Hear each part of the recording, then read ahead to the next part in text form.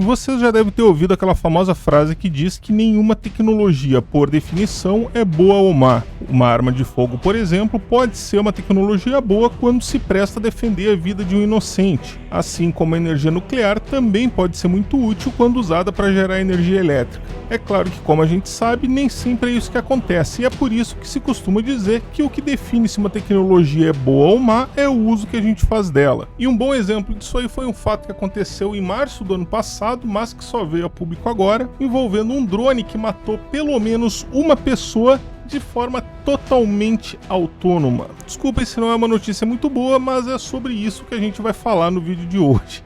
Então, quer dizer que tá na hora de dar aquela paradinha, daquela relaxada aí, porque tá começando mais um vídeo aqui no canal Drone Modelismo.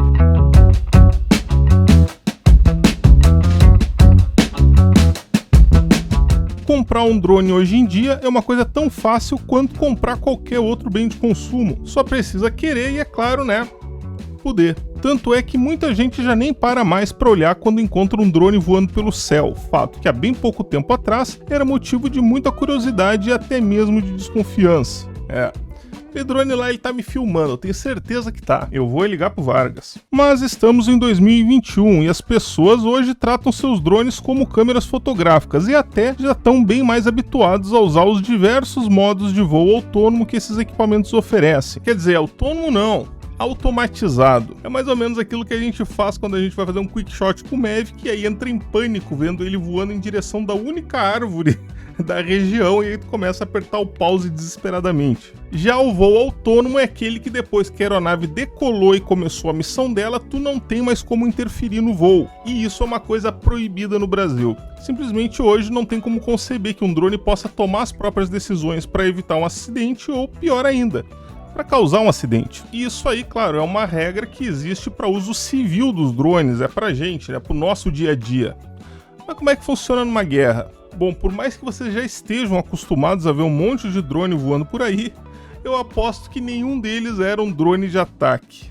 A sorte de vocês. Só que a verdade é que o uso de drones na guerra é muito mais antigo do que o uso recreativo. Só para vocês terem uma ideia, eu já fiz aqui no canal um documentário com a história dos drones de guerra e um dos fatos mais interessantes que eu citei foi essa foto aí da Marilyn Monroe de quando ela trabalhava numa fábrica de drones em 1942. Eu vou deixar aquele linkzinho aqui embaixo na descrição e também no final desse vídeo aí para quem quiser ver, tá? Não precisa ir para lá agora, assiste esse aqui primeiro, depois emenda o outro. De qualquer forma, é claro que não é de hoje que os drones são usados para matar pessoas. A gente vê isso acontecer frequentemente na mídia, sobretudo na história recente, ainda mais depois de 2001, quando os Estados Unidos utilizaram seus drones Predator Mk1 para invadir o Afeganistão. Só que até hoje, pessoal, todos esses drones aí eram drones pilotados por pessoas, que analisavam cada situação nova e tomavam as suas decisões de forma hierárquica, quer dizer, o piloto reportava para o superior, que reportava para o superior, que daí depois falava com o superior e aí depois o negócio descia.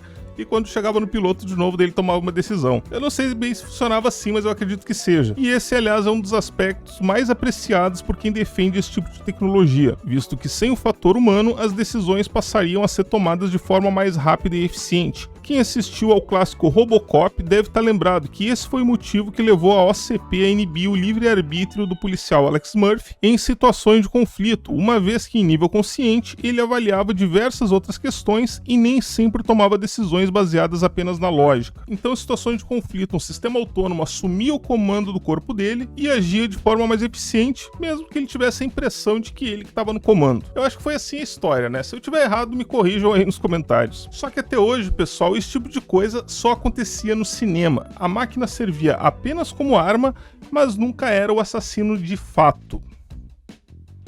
Até hoje. Quem acompanha o canal deve ter visto o vídeo que eu fiz sobre o Skyborg Vanguard, um projeto de inteligência militar autônoma que, mesmo antes de estar pronto, já levantava muitas questões morais e éticas a respeito do uso desse tipo de equipamento. Então imagina como que seria ver um equipamento desses usando de livre-arbítrio para tirar uma vida humana, sem ninguém mandar. Não conseguiu imaginar?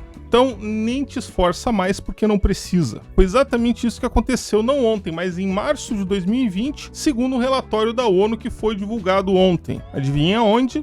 lá na Líbia. Segundo o relatório, o drone que decolou durante um conflito entre o exército do governo líbio e um movimento separatista estava sendo operado em modo autônomo de alta eficiência, o que permitia a ele, por exemplo, avaliar a situação e, se achasse necessário, realizar o ataque ou até mesmo assassinar alvos por conta própria, sem nenhuma ordem humana. Sem nenhuma ordem humana. O que nos resta? A gente lê essas notícias aí, às vezes não dá muita bola, mas olhando por esse ângulo aí, o cara vê como o negócio é forte. O drone utilizado na operação foi um Kargu 2, fabricado pela empresa de tecnologia militar turca STU, e visualmente pouco se difere dos multirotores convencionais. Mas não se enganem. Dotado de inteligência artificial, processamento de imagens e machine learning, ele foi desenvolvido especialmente para missões de guerra assimétrica e operações antiterrorismo. Entre as características dele estão a possibilidade de voo autônomo ou manual, o uso de diferentes tipos de munição, zoom óptico de 10 vezes e a mais assustadora de todas, rastreamento, detecção e classificação de objetos em tempo real. Só de eu falar que já me arrepia aqui os pelinhos do braço. Já em termos de performance, ele tem um alcance de rádio de cerca de 5 km, que não quer dizer que ele está limitado a um raio de 5 km, mas sim que provavelmente depois de 5 km não dá mais para cancelar a operação porque está fora do alcance do rádio. Penso eu. Pode voar também por até 30 minutos a 72 km por hora e a uma altitude máxima de 2.800 metros. Além disso, ele também pode ser conectado até outras 20 unidades para operar em enxame e também é capaz de detonar granadas antes de atingir o alvo. E além de serem utilizados, obviamente, para missões de ataque, eles também podem ser utilizados, por exemplo, para defender um perímetro, pairando no ar e observando as redondezas até que identifique um alvo que julgue como hostil e aí resolva, por conta própria, atacar ele. Ainda segundo o relatório da ONU, armas autônomas como o Kargu 2 têm sido usadas de forma extensiva e sem a supervisão humana durante missões de combate entre a Armênia e Azerbaijão e também entre Israel e o Hamas, na faixa de Gaza. Então não é de se estranhar que grandes nomes como o fundador da Tesla Elon Musk e o filósofo Noam Chomsky já tenham pedido a proibição de armas de ataque autônomas. E já existe até mesmo uma iniciativa não governamental chamada Stop Killer Robots que trabalha para banir esse tipo de arma e manter o uso da força sob controle humano. E não é pra menos, pessoal. Como é que tu vai garantir que um drone autônomo não vá confundir um esconderijo de bandido com uma escola cheia de criança? E se tu quiser cancelar a operação e o drone estiver fora do alcance do piloto, ou sei lá, estiver sobrecarregado e não responder o comando? Que se o algoritmo falhar e ele resolver atacar os aliados ao invés de atacar os adversários? Algoritmos nada mais são do que linhas de comando escritas por pessoas e podem conter erros. A gente tá cansado de atualizar os nossos droninhos. Então tu imagina ali o cara comprar um drone desses aí e quando ele vai voar ele recebe uma atualização ali dizendo que vai corrigir um problema que o drone confundia os adversários com os aliados, né? Ia ser uma situação meio complicada. São muitas as perguntas sem resposta que respaldam esse tipo de preocupação, mas infelizmente, apesar dessas iniciativas humanitárias e de diversos estudos ao redor do mundo, parece que o caminho vai ser esse mesmo, já que as maiores potências militares do planeta, como Estados Unidos, China, Rússia e Reino Unido, não só já possuem drones de ataque autônomos nos seus arsenais, como seguem investindo pesado na produção e desenvolvimento de novas tecnologias. Ao que parece, nunca estiveram tão certas as palavras de Ronald Reagan se dirigindo às crianças após o acidente com a Challenger. É tudo parte do processo de exploração e descoberta. É tudo parte de ousar e expandir os horizontes do homem. O futuro não pertence aos fracos de coração, pertence aos bravos. Enfim, pessoal, deixem aí a opinião de vocês. Vocês acham que esse tipo de tecnologia vai vir para somar, vai vir para nos ajudar a viver num mundo melhor?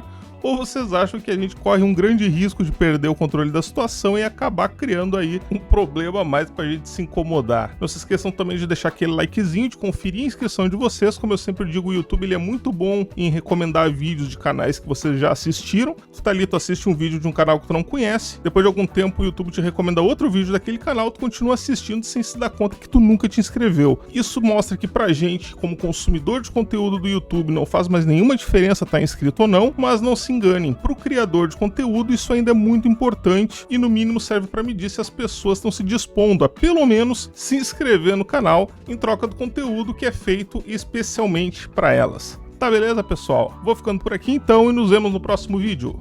Um abraço!